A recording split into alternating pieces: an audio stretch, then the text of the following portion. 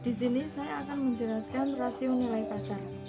Rasio nilai pasar merupakan rasio yang berhubungan dengan harga saham perusahaan dan arus kas, laba, serta nilai buku per saham atau EPS.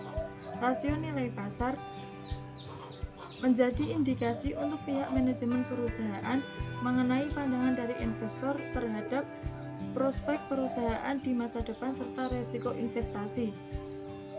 Rasio nilai pasar dipakai untuk menilai kondisi pasar saham suatu periode tertentu. Melalui rasio nilai pasar ini, kita akan memahami pemikiran investor atas kinerja perusahaan. Secara umum, fungsi dari rasio pasar adalah memberikan informasi kepada stakeholders terkait perbandingan nilai buku perusahaan dengan nilai pasar yang tercermin dari harga saham perusahaan. Ada beberapa pihak yang berkepentingan terhadap rasio nilai pasar, yaitu 1. Bagi investor, rasio pasar digunakan untuk mengambil keputusan beli atau jual. Yang kedua, bagi bankir investasi, rasio di pasar digunakan untuk menetapkan harga saham perusahaan ketika adanya penerbitan saham baru atau initial public offering.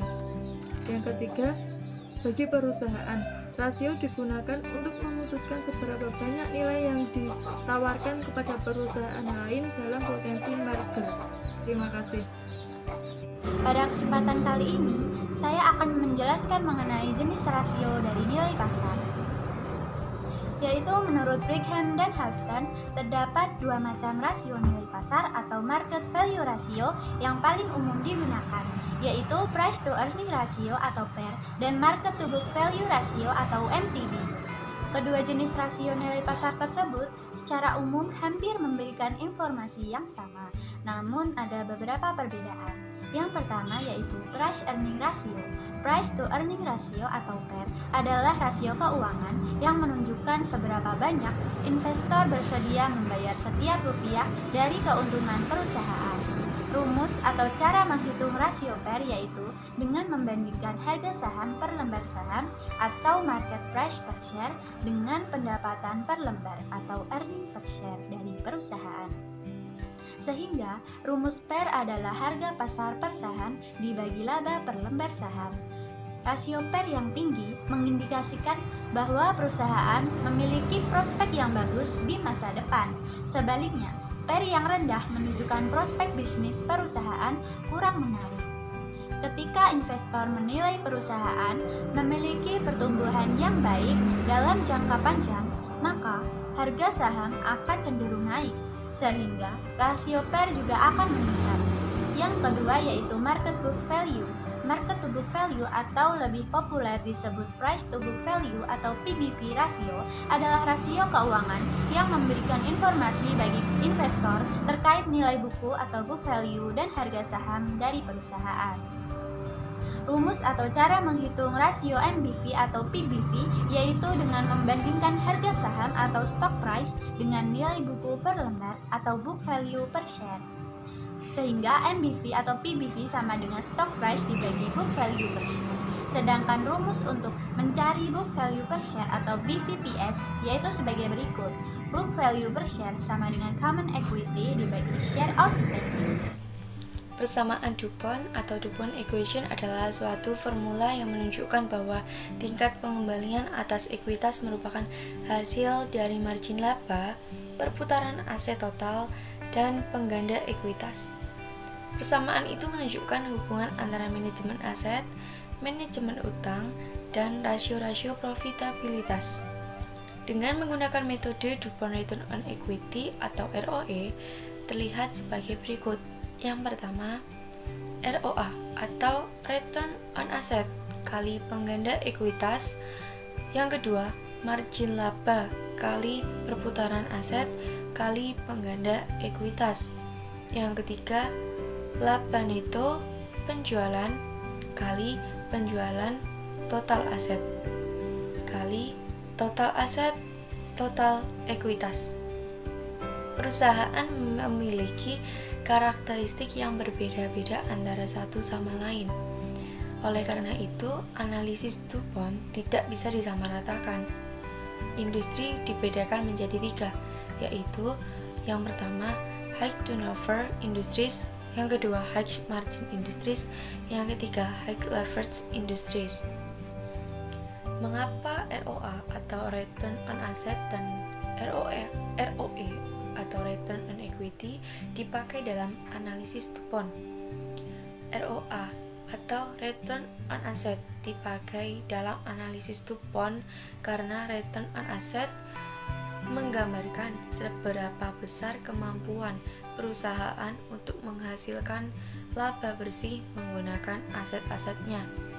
Return on equity atau ROE dipakai dalam analisis DuPont karena menggambarkan besarnya pengembalian yang didapatkan pemegang saham. Berikut adalah contoh perhitungan return on equity untuk perusahaan Mayora Tbk. Laporan keuangan untuk tahun yang berakhir 31 Desember 2017.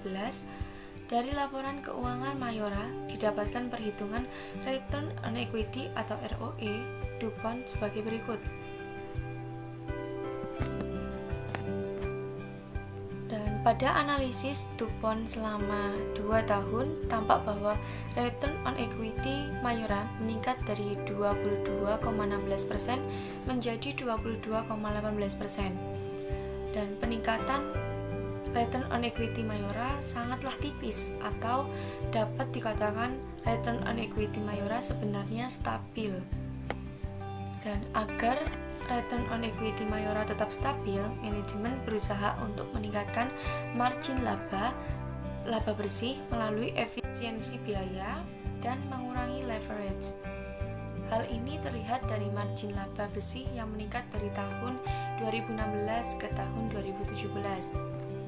Dan di sisi lain, manajemen menyadari bahwa perputaran aset perusahaan mengalami penurunan dari 1,42 kali menjadi 1,40 kali, sehingga perusahaan harus meningkatkan margin laba bersih dengan cara menekan biaya-biaya di laba rugi agar margin laba bersih meningkat. Dan return on equity juga bisa meningkat.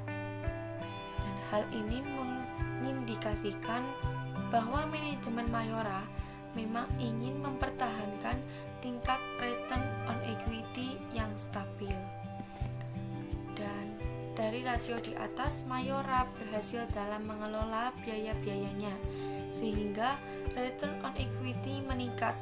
Hal ini berarti Mayora adalah perusahaan yang memiliki tingkat profitabilitas yang baik dan stabil. Mayora juga berusaha menurunkan tingkat leverage dari 2,06 kali menjadi 2,03 kali. Baik, saya di sini akan mempresentasikan tentang kelemahan analisis rasio. Kelemahan analisis rasio yang saya baca memiliki 5 kelemahan. Sebenarnya dalam praktik analisis rasio, walaupun digunakan memiliki fungsi dan kegunaan yang cukup banyak bagi perusahaan-perusahaan dalam mengambil suatu keputusan, bukan berarti rasio keuangan yang dibuat sudah menjamin 100% kondisi dan posisi keuangan menjadi yang sesungguhnya. Maksudnya, kondisi yang menjadi sesungguhnya itu belum tentu terjadi seperti hasil perhitungan yang dibuat. Hal itu dikarenakan rasio-rasio keuangan yang digunakan memiliki beberapa kelemahan. Adapun kelemahan analisis rasio tersebut yaitu 1. Data keuangan disusun dari data akuntansi. Data tersebut ditaksir dengan berbagai macam.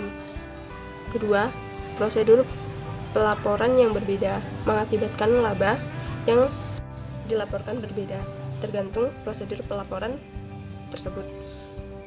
Ketiga, adanya manipulasi data. Keempat, perlakuan pengeluaran untuk biaya-biaya antar satu perusahaan dengan yang lain berbeda. Kelima, penggunaan tahun fiskal yang berbeda juga dapat menghasilkan hasil yang berbeda.